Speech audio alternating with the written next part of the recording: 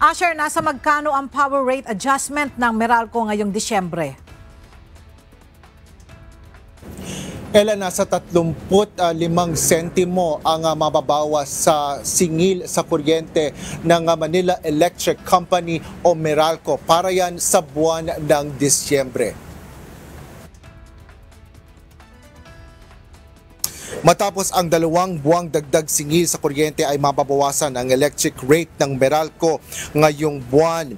Ang ibig sabihin nito, nasa 13 pesos and 11 centavos per kilowatt hour ang overall rate para sa isang pangkaraniwang pamilya ngayong buwan. Para sa typical na customer na kumukonsumo ng 200 kilowatt hour, aabot ng nasa 71 pesos ang power rate reduction, habang nasa 106 pesos naman sa 300 kilowatt hour consumption. Ang nasa 142 pesos naman ang bawas singil sa 400 kilowatt hour consumption at 177 pesos sa 500 kilowatt hour na konsumo ng kuryente. Ayon kay Meralco spokesperson Joe Zaldarriaga, pangunahing dahilan ng pagbaba ng power rates ay bunsod ng mas mababang transmission at generation charges. Ilan sa mga dahilan nito ay ang mas mababang singil mula sa independent power producers o mga IPP, gayon din ang paglakas ng piso laban sa dolyar.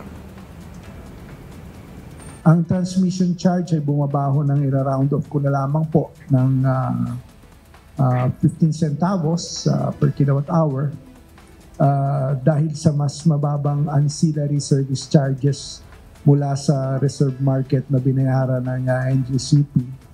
At nagtala naman ng 14 centavos rounded off kada kilowatt hour na pagbaba ang generation charge bunsod ng mas mababang singil mula sa aming mga independent power producer.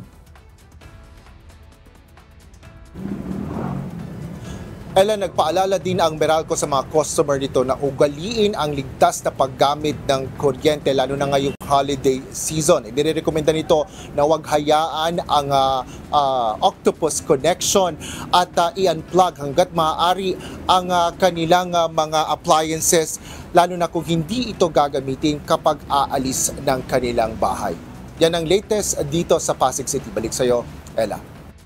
Maraming salamat, Asher Cadapan Jr.